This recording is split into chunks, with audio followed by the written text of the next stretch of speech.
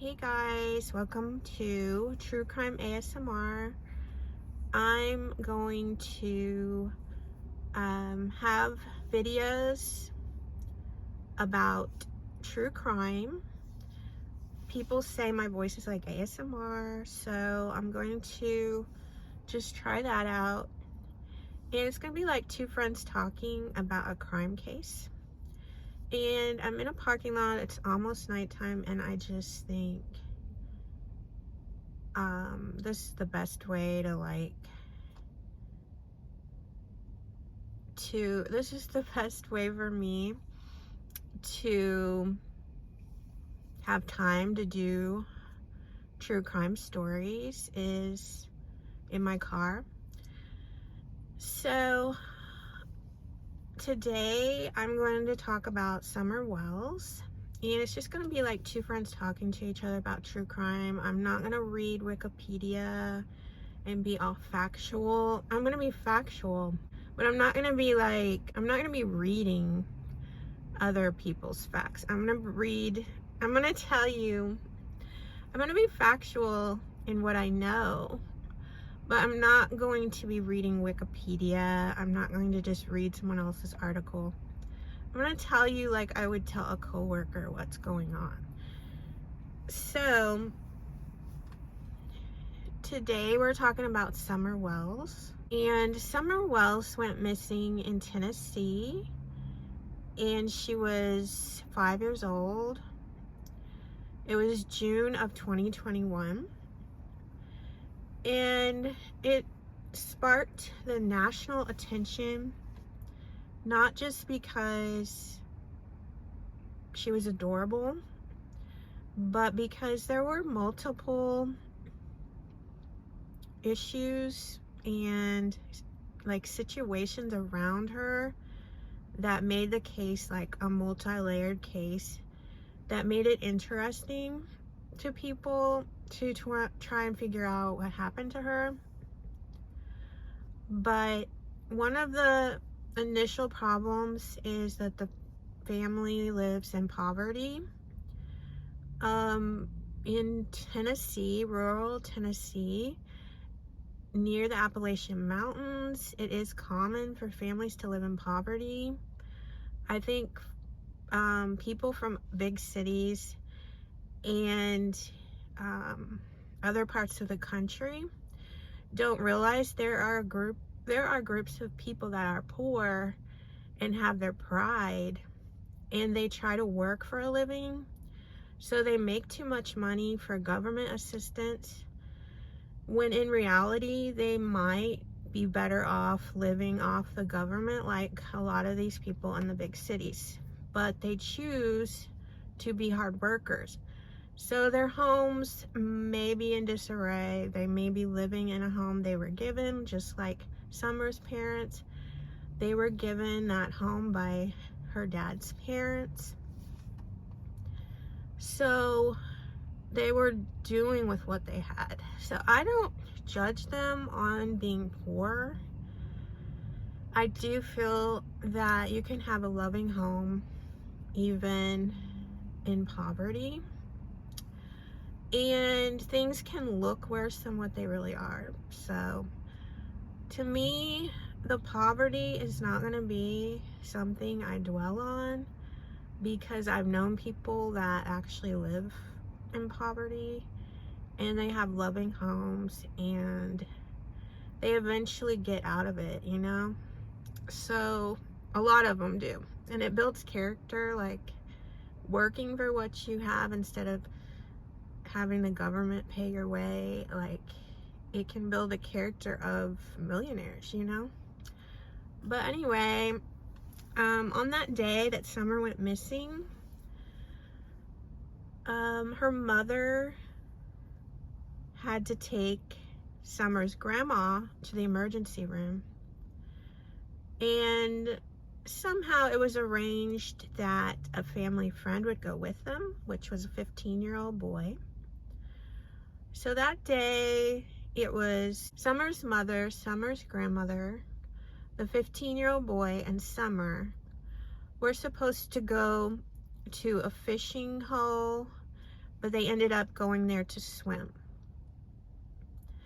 Now, I don't know that it really matters all the places they went in between. I feel like a lot of videos, they focus on each stop they made, and I don't even think that that matters.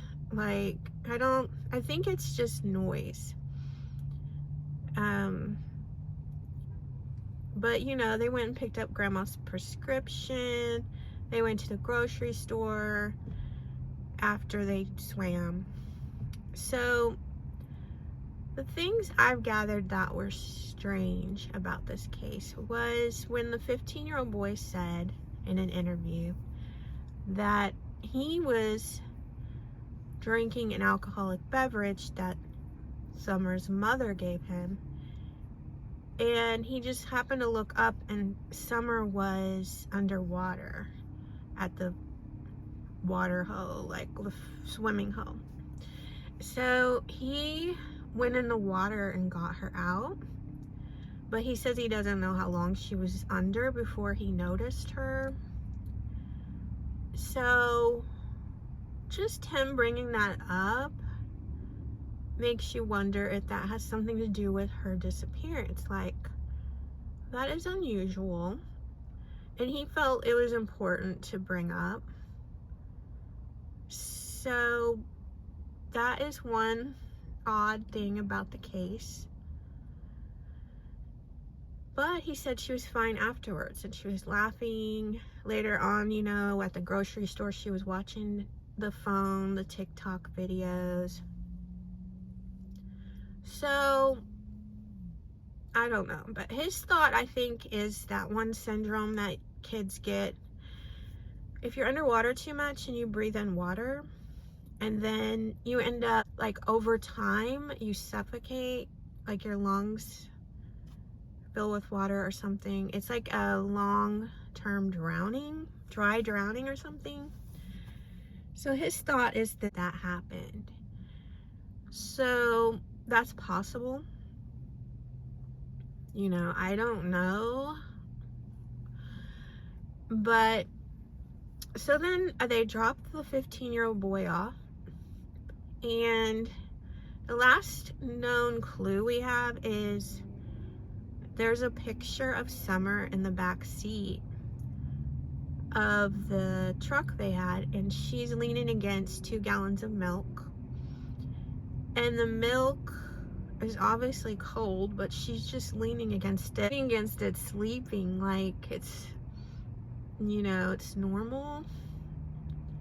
So ends up they took a picture of her that day, and some people think that she was no longer with us in that picture, but then there was a expert who said, oh yeah, she's alive in that picture. But my thought is she could be unconscious, you know, like she could be alive, but is she responsive? So according to the mother, they go back home, they plant some flowers at grandma's. I don't know why the candy has to be you know, grandma gave Summer a piece of candy. Like, what does it matter? You know, why was that thrown in? Anyway, and Summer wanted to play with her brothers, is what the mother said. And according to the brothers, she went down in the basement, and they never saw her again. So the thought of the parents is that she was kidnapped. But if you see her home is very secluded. If you did not drive up to that house to kidnap her, you'd have to have your car parked somewhere down the street. There's no parking for a car, and carrying a 5-year-old girl, you know, to the car. So I don't believe that she was abducted.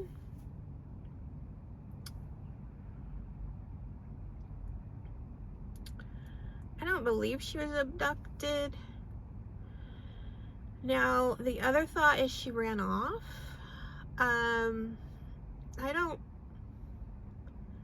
know about that. Like, I don't know why she would run off.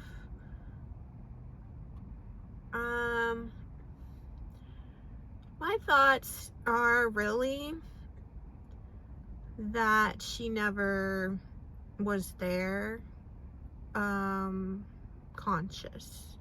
I feel like before they got home, something happened to Summer. I don't feel like she was ever planting flowers with Grandma. I don't feel like Grandma gave her a piece of candy. I don't feel like she went into the house, into the basement. I don't think any of that happened. I don't know if maybe the drowning thing was a real thing. And the boy, you know, has the biggest clue to all this, is that she had an incident in the pond. And he thought she was sleeping when he got dropped off, but, you know, maybe she never woke up. And if that's the case, it could be that her mother and grandmother hid her body somewhere because they were scared. They've already had incidents of Child Protective Services coming to their house, and now they're going to have to call the police and say that their daughter is actually gone.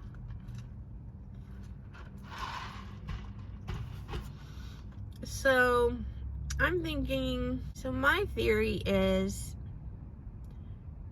it was an accident. I don't think anything purposely was done to Summer. I think it was an accident.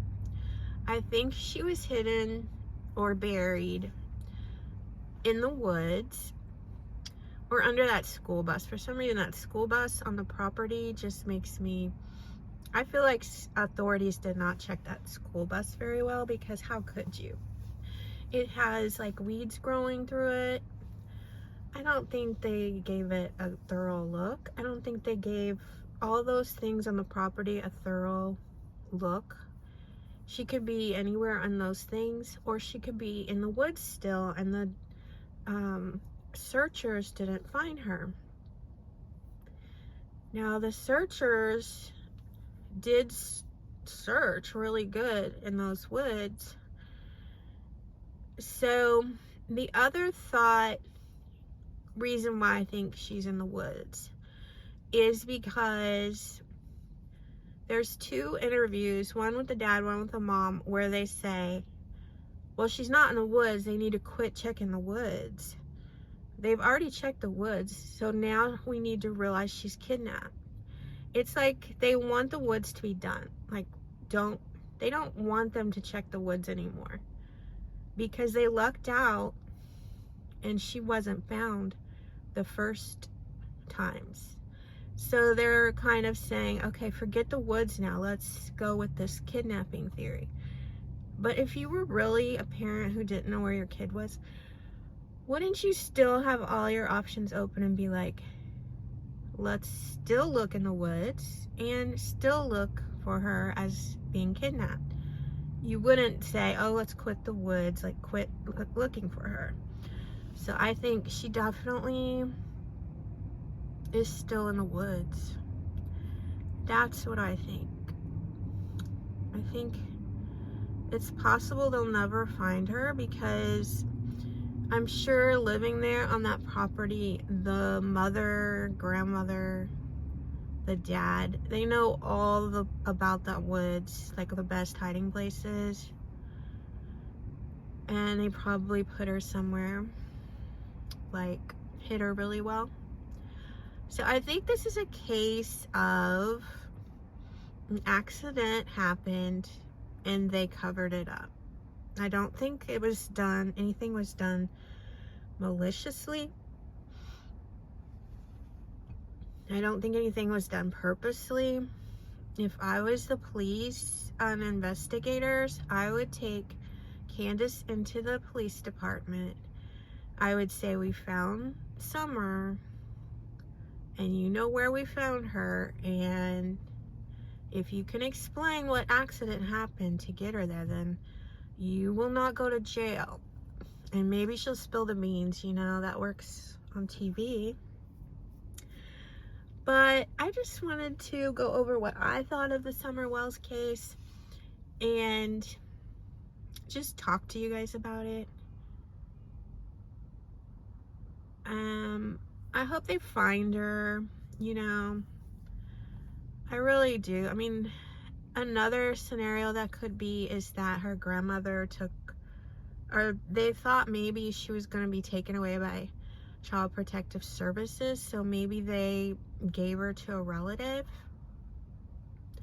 And maybe she's living somewhere with a relative, like, happy. That would be the best case scenario.